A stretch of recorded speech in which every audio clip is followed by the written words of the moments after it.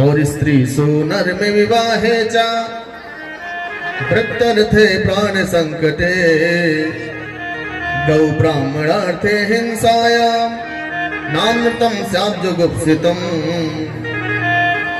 पहला है स्त्री, स्त्रियों से झूठ बोलने में पाप नहीं लगता, शुक्राचार्य बता रहे हैं। स्त्री जाति से झूठ बोलने पे, नारी से झूठ बोलने में पाप नहीं लगता। यह दिया था महाभारत में, धर्मराज युधिष्ठिर ने श्राप दिया था कुंती माता को, क्योंकि कुंती की एक गलती से कर्ण मारा गया था अर्जुन के हाथ से, और कर्ण पांडवों का भाई था, सबसे बड़ा भाई था। कुंती माता ने इस बात को छुपाया था कि कर्ण तुम्हारा भाई है।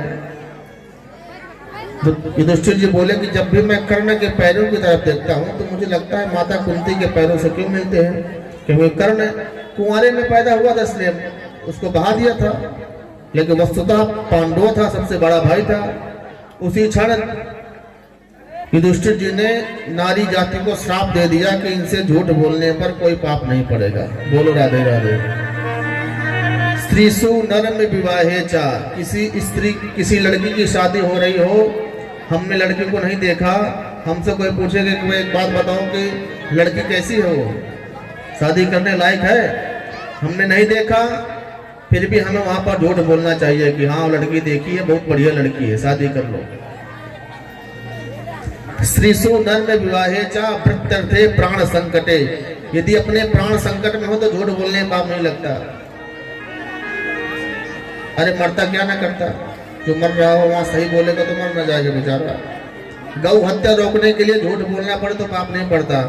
किसी का संपूर्ण धन नष्ट हो रहा हो, वहां पर झूठ बोलने से, यदि उसका धन या अपना धन बच रहा हो तो वहां पर झूठ बोलने से पाप नहीं लगता। कुछ जगह बताए, बलि बोला महाराज गुरुजी मैं ये सब इसका उपदेश मुझे मत करिए, मैं दान दूंगा। और जैसे ही लोटे से पानी बलि के हाथ में भगवान ने डालना चाहा तो शुक्राचार्य एक भौरे का रूप बना करके लोटे की नली में घुस गए अंदर। जितना बड़ा भौरा होता उतना छोटे हो गए और छेद में बैठ गए अंदर से कि ना जल गिरेगा ना चेला लुटेगा। अब वो हाथ डालकर नीचे की ओर देख रहे थे टोटी से कि पानी न गिरेगा। भगवान ने देखा, भगवान बोले इसकी सफाई जरूरी है लोटे की, इसमें कचरा फंस गया है, कब से नहीं साफ किया लोटा। भले बोले महाराज साफ तो रोज करता हूँ। तो भगवान बोले जो कूड़ा इस कचरा है डबल कचरा है इसमें। और उषा से आसन से भगवान ने एक सीख निकाली और उसके छेद में भगवान ने घुसेड़ दिया। आंख निकाल कर देख रहे थे तो एक आंख में सीख वो घुस गई शुक्राचार्य के। एक आंख पकड़े शुक्राचार्य बाहर खड़े हुए आकर के और श्राप दे दिया बलि को, तेरी वजह से मेरी एक आंख गई है। मैं तुझे श्राप देता हूं कि तू राजलक्ष्मी से अभी अभी भ्रष्ट हो जा, तेरा सारा धन तब लुट जाए। और एक आंख दाप के शुक्राचार्य जी वहां से 9-11 हो गए। भगवान ने एक आंख इसलिए फोड़ी कि गुरु का मतलब होता है सबको एक समान देखना। और तुम यहाँ दो प्रकार से देख रहे हो। जब तुम जान गए हो कि मैं कौन हूं, जब जानते हो कि मैं नारायण हूं, तुम जान गए हो ध्यान लगा करके आंखें बंद करके, फिर भी तुम बलि को बचाने के चक्कर में पड़े हो। फिर भगवान ने संकल्प किया, 3 पैर का दान दिया तो 7 लोग नीचे के 7 लोग ऊपर के, अतल वितल सुतल तलातल महातल सातल पाताल भू भुआ स्वा जना तपा महासज्जन लोग सत्य लोग सब भगवान ने दोनों पैरों पर नाप लिए। एक पैर भगवान का ब्रह्मलोक पर गया तो ब्रह्मा जी ने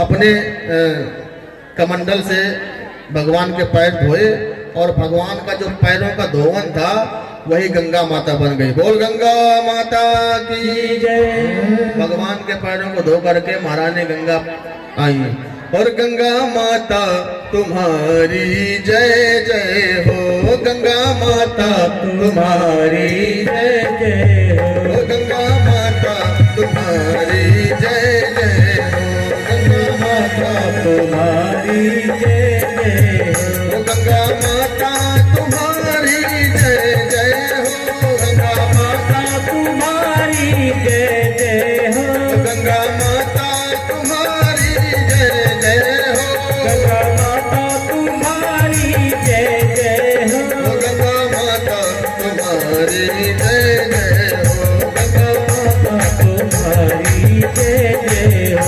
भागीरथी तुम्हारी जय जय हो, भागीरथी तुम्हारी जय जय हो। बहुत नाम है माता के, सैकड़ों नाम है। भागीरथी, विष्णुपति, जटाशंकरी, मंदाकिनी, बहुत नाम है। बोल गंगा माता की जय। श्रम जल बिंदु कमंडल राखो, भगवान को जो पैरों का जल था धुला हुआ वही गंगा माता बन गई। फिर भगवान बोले बलि तुमने 3 का संकल्प दिया था, 2 में हमने सब कुछ नाप लिया, तीसरा कहाँ रखे? बलि बोला महाराज धन बड़ा होता है कि धन का मालिक बड़ा होता है? भगवान बोले धन का मालिक धन से 100 गुना बड़ा होता है। बलि बोला फिर महाराज एक काम करो, तीसरा पैर आप हमारे ऊपर रख दो। और जब भगवान पैर रख रहे थे तब भगवान की आंखों में आंसू आ गए कि वाह रे बलि, आया था मैं तुझे छलने ठगने और तूने मुझे ही ठग लिया। और कोई होता तो कहता जिस समय आप संकल्प दे रहे थे उस समय तो आप 52 अंगुल के थे, संकल्प लेने के बाद आप इतने बड़े हो गए कि आपका मुंह नहीं दिखाई दे रहा है। लेकिन बलि ने कुछ नहीं कहा, जो भगवान कहते गए बलि हाँ कहता गया। इसके बाद फिर भगवान ने बलि को बंधवा दिया। स्वयं मनु आए, प्रहलाद जी आए, परिक्रमा करी, विंध्यावली आई बलि की पत्नी, भगवान की स्तुति की। और भगवान बोले बलि से, बलि हम तुमसे बहुत खुश हैं। जो त्रिलोकी लिए थे इंद्र की वो तो भगवान ने इंद्र को लौटा दी। अब भगवान बोले अब तुम बताओ तुमको क्या चाहिए? भगवान ने खुश होकर के सुतल लोक का राज बलि को दे दिया। सुतलम स्वर्ग ही प्रार्थम, जाओ बलि हम तुम्हें सुतल लोक का राज स्वर्ग से भी ज्यादा ऊंचा है। बोले अब बताओ तुमको क्या चाहिए वरदान में?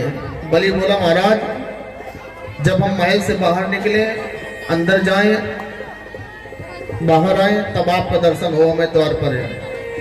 तो भगवान बोले तुम हमको चौकीदार समझ रहे हो क्या? ये काम तभी होगा जब हम डंडा लेकर बाहर खड़े हो जाए गार्ड बन करके। कब तुम आ रहे हो कब जा रहे हो हमको क्या पता? भगवान चौकीदारी करने लगे बलि के यहाँ। लेकिन लक्ष्मी जी भी अकेले पड़ गई स्वर्ग में। नारद जी से पता चला कि भगवान नौकरी कर ली, आजकल नौकरी कर रहे हैं। कहाँ? बोले बलि के द्वार पर चले जाओ। लक्ष्मी माता आई और रक्षाबंधन का दिन था, उसी दिन बलि को राखी बांधी हाथ में। केन बद्धो बलि राजा दानवेंद्रो महाबला, तेना त्वं प्रतिपन्नानि रक्षे माचल माचलः। उसी दिन से रक्षाबंधन का त्योहार शुरू हो गया। राखी के उपहार के बदले में बलि ने कहा मांगो बहन तुम्हें क्या चाहिए? बहन बोली हमको ये द्वारपाल दे दो अपना बस। बलि समझ गया कि अब ये ले जाएगी बहन हमारी। तुम लक्ष्मी हो? माता ने कहा हाँ हम लक्ष्मी जी हैं, और लक्ष्मी बिना विष्णु के कहाँ रहेगी?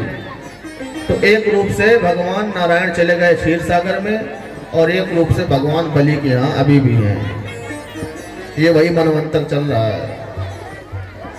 फिर इसके बाद मत्स्य अवतारी कथा भगवान सुखदेव ने सुनाई परीक्षित जी को।